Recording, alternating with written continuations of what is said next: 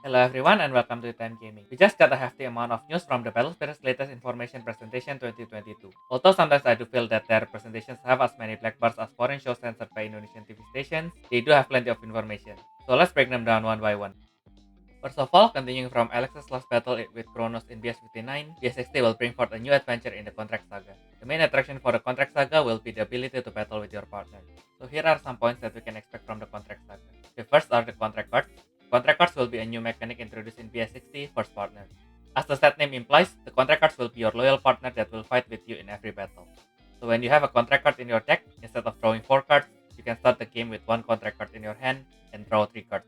Contract cards will also have their own mechanic that lets you perform Radiant Design on it in a special zone after it is removed from the field by the opponent. The contract cards will be available in a new rarity called the Contract Extra.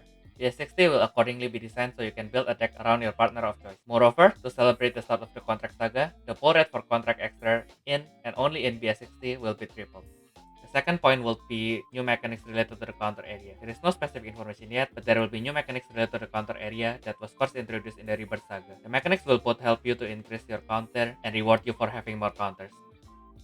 And to wrap it up, Rebirth Saga has been a roller coaster of a ride, following the adventure of Alex, who lost her memory, and Vina, who wished to help Alex to regain hers. But the Contract Saga will be taking a new stage with a new protagonist, the Wanderer Dun. Is it the same Dun that we all know and love? Or will he only be a character sharing the same face and name? Only time will tell, but whether you want to find out this Dun's identity or to fight with your contract partners, do look forward to the release of BS60 First Partner on May 28th. Next up, we have an update to the banned and restricted list.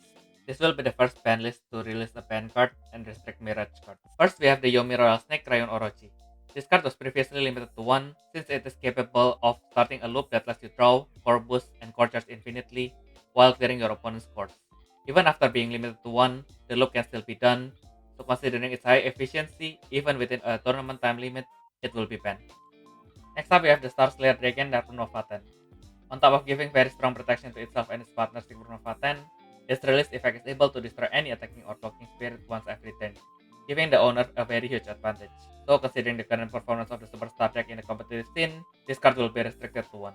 Next up, we have Bone Shark, Swallowtail Revival, and Sexy Bazooka. These 3 cards have very similar effects of preventing the When Summon effect of Spirits and Ultimate, as well as the core charge of Grandwalker Nexuses with cost 3 or lower. While When Summon effect lock is common, being able to lock core charge as well turns out to be too harsh, that they have brought a pretty huge impact to the competitive scene. So with these considerations, they will be limited to 1 each.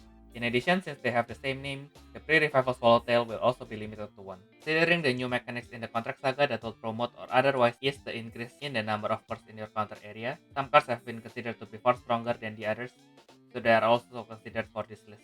The most impactful Snake Emperor Dragon Garmeshard will be banned, while the other 4 cards will be restricted to 1 copy each. Finally, considering how the environment and the card pool had changed since this card received their initial restrictions, some cards have been considered to be removed from their initial restrictions.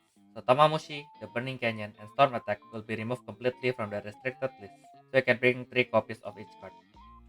The infamous Yellow's first extra and the first ever card to enter the ban list, the Archangel Yumi cover, will also be the first ever card to leave the ban list. I am personally anxious about this decision, but she will be restricted to 1. In addition, since she was first printed back in BS02, there will be a campaign where you can get her. And you can be lucky enough to own one of the only 77 in the world number stamp the Archangel Yumi cover. Don't know about you, but I'm planning to save every penny I found on the street to get the number 69 one. This new regulation will be implemented from May 1st.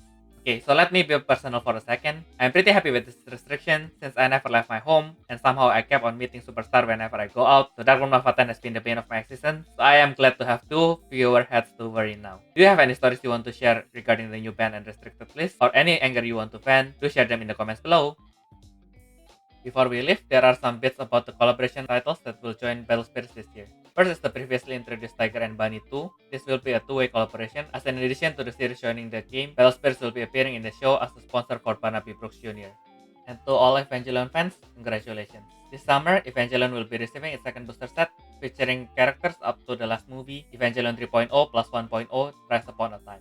Both collaborations will be very hot, so make sure you don't forget your fan as a fan. There are also news regarding new purchase campaigns and tournaments, but as how they will be applied outside of Japan might vary according to your distributor. Please do look out for information from your country's respective distributors. That was a lot of information, but that always means more things to look forward to Battle Spirits this year. So cheers for another exciting year of Battle Spirits. That has been everything from me, Theodore Lu, your host, and I'll see you guys again next time. Bye bye!